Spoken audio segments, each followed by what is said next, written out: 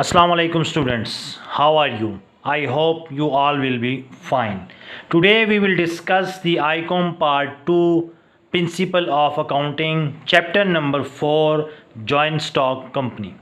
Joint Stock Company में दो हमारे पास पोर्शन हैं, एक शेयर्स का पोर्शन है और एक डिबेंचर का पोर्शन है।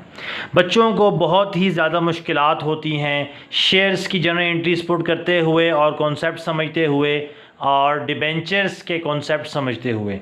तो आज की इस लेक्चर में हम इसके बेसिक कॉन्सेप्ट्स को स्टडी करेंगे, इससे रिलेटेड जो टर्मिनोलॉजीज़ आती हैं उनको स्टडी करते हैं, उनको समझते हैं, ताकि आपको ये शेयर्स और डिबेंचर की एंट्रीज़ और इसका कॉन्सेप्ट क्लियर हो। सबसे पहले तो हम देखते हैं कि ये शेयर्स होते क्या हैं, ठीक है, शेयर्स क्यों इशू किए जाते हैं और इसकी जो एक्सप्लेनेशन है वो क्या है। इसको समझने से पहले थोड़ी सी तमहीद बांधते हैं इसकी कि शेयर बेसिकली किसको कहते हैं। हमारे पास जो सबसे स्मॉलेस्ट बिज़नेस है वो है सोल ट्रेडरशिप। अब सोल ट्रेडरशिप में सिंगल ओनर है, उसके पास कैपिटल क्या होता है, बहुत कम होता है। अगर वो चाहता है कि मैं अपने बिज़नेस में कैपिटल इंक्रीज़ करूं, कैपिटल बढ़ाऊं, तो वो क्या करेगा, और लोगों को अपने साथ मिलाएगा। तो जब वो दो या दो से ज़्यादा लोगों को अपने साथ मिलाएगा तो उसके पास कैपिटल तो इंक्रीज़ होगा, लेकिन वो जो बिज़नेस की फॉर्म बनेगी उसे हम क्या कहते हैं, ये पार्टनरशिप है, ठीक है। अब उसने क्या किया, कैपिटल बढ़ा लिया, पार्टनरशिप बिज़नेस स्टार्ट कर लिया। लेकिन पार्टनरशिप बिज़नेस करते हुए उसकी ख्वाहिश फिर आती है कि मेरे पास और कैपिटल हो, लेकिन पार्टनरशिप में तो मैक्सिमम 50 मेंबर्स हो सकते हैं। अब वो 50 मेंबर्स से क्या करना चाहता है, इंक्रीज़ करना चाहता है और पैसा इकट्ठा करना चाहता है बिज़नेस के लिए। तो फिर वो क्या करेगा, पार्टनरशिप से कंपनी बना लेगा और पैसा जनरेट करने के लिए। अब कंपनी में चूँकि 50 से ज़्यादा मेंबर्स होते हैं, पार्टनर्स होते हैं, शेयर होल्डर्स होते हैं, ठीक है, जो उसमें हिस्सेदार हैं, तो उसे हम क्या कहते हैं, ये हमारी कंपनी है। अब कंपनी में पैसा या कैपिटल वैसे इन्वेस्ट नहीं किया जाता जैसे हमारे पास सोल ट्रेडरशिप या पार्टनरशिप में किया जाता है। अब कंपनी मिसाल के तौर पर इसका टोटल कैपिटल हम लिखते हैं 10 लाख, ठीक है। अब 10 लाख जो है वो एक बंदा तो पैसे नहीं लगा सकता, इसको क्या करते हैं, मुख्तलिफ हिस्सों में डिवाइड किया जाता है। मिसाल के तौर पर शेयर 1000 है, मतलब एक शेयर जो है वो कितने का है, 1000 रुपये का। कंपनी क्या करती है, लोगों को कहती है, पब्लिक को, कि आप क्या करें, मेरे बिज़नेस में पैसा इन्वेस्ट करें। और बिज़नेस में पैसा कैसे इन्वेस्ट करें कि हमारे पास एक शेयर जो है वो कितने का है, 1000 रुपये का है। तो पब्लिक क्या करती है, कंपनी के मुख्तलिफ शेयर्स परचेज़ करती है, ठीक है। कोई 100 शेयर परचेज़ करेगा, कोई 50 परचेज़ करेगा, डिफरेंट शेयर्स वो लोग क्या करेंगे, परचेज़ करेंगे, ठीक है। और एक शेयर कितने का है, 1000। अब ये जिन लोगों ने शेयर्स ख़रीदे हैं इनको हम कहते हैं शेयर होल्डर्स। शेयर होल्डर्स वो लोग हैं जो कंपनी से शेयर्स क्या करते हैं, परचेज़ करते हैं और उन शेयर्स के बदले कंपनीज़ को कुछ पेमेंट कर देते हैं। तो जो लोग कंपनी के शेयर्स ख़रीदते हैं उन्हें हम कहते हैं शेयर होल्डर, और इसके बदले जो कंपनी को कैश रिसीव होती है, पैसा रिसीव हो रहा है, उसे हम कहते हैं शेयर कैपिटल। तो शेयर्स ख़रीदने वाले शेयर होल्डर और कंपनी को जो उन शेयर्स के बदले पैसा मिल रहा है उसे हम क्या कहते हैं, ये हमारा शेयर कैपिटल है। तो इसलिए अब ये क्या हुआ कि शेयर होल्डर ने बेसिकली बिज़नेस में कुछ इन्वेस्टमेंट की है, मतलब टोटल 100% शेयर थे तो शेयर होल्डर्स ने 20% ले लिया और कंपनी के पास अपना कितना रह गया, 80%। इसका मतलब जो भी प्रॉफिट आएगा वो 20% शेयर होल्डर के पास जाएगा और 80% कंपनी के पास होगा, क्योंकि 20% शेयर्स हम पब्लिक को क्या कर चुके हैं, बेच चुके हैं। अब वो हमारे साथ बिजनेस में क्या है, हिस्सादार हैं। शेयर कहते हैं हिस्सादार को, ठीक है। तो वो हमसे जब शेयर ख़रीदते हैं तो बेसिकली वो हमारे कंपनी में शराकतदार बन जाते हैं, ठीक है, मालिक बन जाते हैं। 20% शेयर उन्होंने ख़रीदे हैं तो 20% का जो प्रॉफिट है वो उनका है, ठीक है, वो हकदार हैं उस 20% प्रॉफिट के। तो ये बेसिकली क्या है, शेयर है, ठीक है। शेयर मतलब कारोबार में हिस्सा। कंपनी जब अपना सरमाया बढ़ाना चाहती है तो शेयर इशू करती है। जो लोग शेयर्स ख़रीदते हैं उन्हें कहते हैं शेयर होल्डर्स, और कंपनी को इनके बदले जो पैसे या कैश रिसीव हो रही है इसे हम कहते हैं शेयर कैपिटल। और जब कोई शेयर होल्डर शेयर ख़रीदता है तो इसका मतलब है कि इतने % प्रॉफिट भी वो लेगा, वो हिस्सादार हो गया है। तो 20% प्रॉफिट क्या हो जाएगा, वो शेयर होल्डर का हो जाएगा। तो ये बेसिकली एक कॉन्सेप्ट था कि ये शेयर्स कहाँ से आए हैं, क्यों इशू किए जाते हैं और इनकी वजह क्या है, ठीक है। तो लाजमी बात है सोल ट्रेडरशिप से पार्टनरशिप, पार्टनरशिप से कंपनी, कंपनी जो कैपिटल हासिल करती है वो सोल ट्रेडरशिप और पार्टनरशिप की तरह हासिल नहीं करती बल्कि अपने हिस्से बेचती है। तो जो लोग इनसे हिस्से ख़रीदते हैं उसे कहते हैं शेयर होल्डर्स, और वो एक तरह के ऑनर्स भी हैं, ठीक है।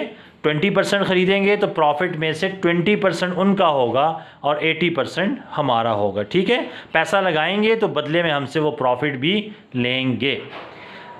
अब शेयर से मुतालिक 3 टर्म्स हमारे पास मोस्टली इस्तेमाल होती हैं। सबसे पहले है authorised capital. Authorised capital basically memorandum of association में दर्ज होता है। मेमोरेंडम ऑफ एसोसिएशन क्या होता है, किसी कंपनी का आइन, दस्तूर, कवानीन जिसके ऊपर वो कंपनी चलती है। ऑथोराइज्ड कैपिटल वो मैक्सिमम कैपिटल है। हम यहाँ लिख देते हैं कि ये maximum capital which a company can issue. तो authorized capital is a type of capital which is a maximum capital which a company is authorized to issue। इससे ज़्यादा कैपिटल वो हासिल नहीं कर सकती, इससे ज़्यादा शेयर वो इशू नहीं कर सकते, क्योंकि कंपनी का मेन डॉक्यूमेंट है मेमोरेंडम ऑफ एसोसिएशन, आइन, दस्तूर। उसमें ये मेंशन होता है कि कंपनी मैक्सिमम कितने शेयर इशू कर सकती है, कितना कैपिटल ये हासिल कर सकती है, ये ऑथोराइज कितने के लिए है, ठीक है, उससे ज़्यादा का कैपिटल हासिल नहीं कर सकते। जैसे कि मिसाल के तौर पर मेमोरेंडम ऑफ एसोसिएशन मेंशन है कि कंपनी 50 लाख तक का कैपिटल जनरेट करेगी। अब कंपनी की पूरी लाइफ में ये 50 लाख से ज़्यादा कैपिटल जनरेट नहीं कर सकते। ऑथोराइज कैपिटल आसान अल्फाज में कि जितना कैपिटल मैक्सिमम या जितने मैक्सिमम शेयर्स कंपनी ऑथोराइज है इशू करने के लिए, इससे ज़्यादा वो इशू नहीं कर सकते, उसे कहते हैं ऑथोराइज्ड कैपिटल। दूसरी जो इम्पॉर्टेंट टर्म है वो है इशूड कैपिटल। ये वो शेयर्स हैं, शेयर्स ऑफर्ड टू पब्लिक। अब कंपनी मिसाल के तौर पर 50,000 शेयर्स ऑथोराइज्ड हैं उसको। कितने शेयर्स, 50,000 शेयर्स। लेकिन अभी कंपनी ने फ़िलहाल 30,000 शेयर्स ऑफ़र किए हैं पब्लिक को, तो इसे हम क्या कहेंगे, इशूड कैपिटल, ठीक है। Authorise capital maximum 50,000 share issue कर सकते हैं, उससे ज़्यादा हम इशू नहीं कर सकते। इशूड कैपिटल वो नंबर ऑफ़ शेयर्स हैं, वो कैपिटल है जो कंपनी ने ऑफ़र किया है पब्लिक को कि आप हमसे इतने शेयर्स ख़रीद सकते हैं। ऑथोराइज कैपिटल मैक्सिमम लिमिट है, इशूड कैपिटल जो हमने पब्लिक को ऑफ़र किए हैं, ठीक है। तीसरी चीज़ है सब्सक्राइब्ड कैपिटल।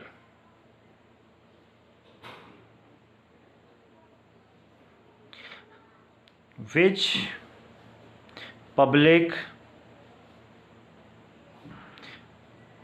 पे फॉर या अलॉटेड शेयर्स। वो शेयर्स जिसके लिए पब्लिक पे कर चुकी है या जो पब्लिक को अलॉट हो चुके हैं उसे कहते हैं subscribed capital. Fully subscribed capital वो कैपिटल है कि सारे के सारे पब्लिक क्या कर चुकी है, परचेज कर चुकी है और उसके बदले वो पैसे देने को तैयार है या पैसे दे दिए हैं, दोनों कंडीशंस हो सकती हैं। एक है अंडर सब्सक्राइब्ड, जिसमें हमने 30,000 शेयर इशू किए थे लेकिन पब्लिक ने 20,000 शेयर अभी तक लिए हैं, इसे हम कहेंगे अंडर सब्सक्राइब्ड। और ओवर सब्सक्राइब्ड क्या होते हैं, 30,000 शेयर्स हमने इशू किए थे, कंपनी ने पब्लिक ने 40,000 के लिए अप्लाई किया है, ज़्यादा क्या हो गए हैं, हमारे सब्सक्राइब हो गए हैं, तो इसे हम कहते हैं ओवर सब्सक्रिप्शन। ठीक है, तो ये हमारे पास सब्सक्राइब कैपिटल की 3 टाइप्स थी। फुली सब्सक्राइब्ड जिसमें तमाम शेयर्स सब्सक्राइब कर चुके हैं, हासिल कर चुके हैं, ठीक है, अलॉट हो चुके हैं। जबकि अंडर सब्सक्रिप्शन जितने शेयर हमने इशू किए थे उससे कम की सब्सक्रिप्शन हुई है। ओवर सब्सक्रिप्शन जितने शेयर्स हमने इशू किए थे उससे ज़्यादा की सब्सक्रिप्शन हुई है।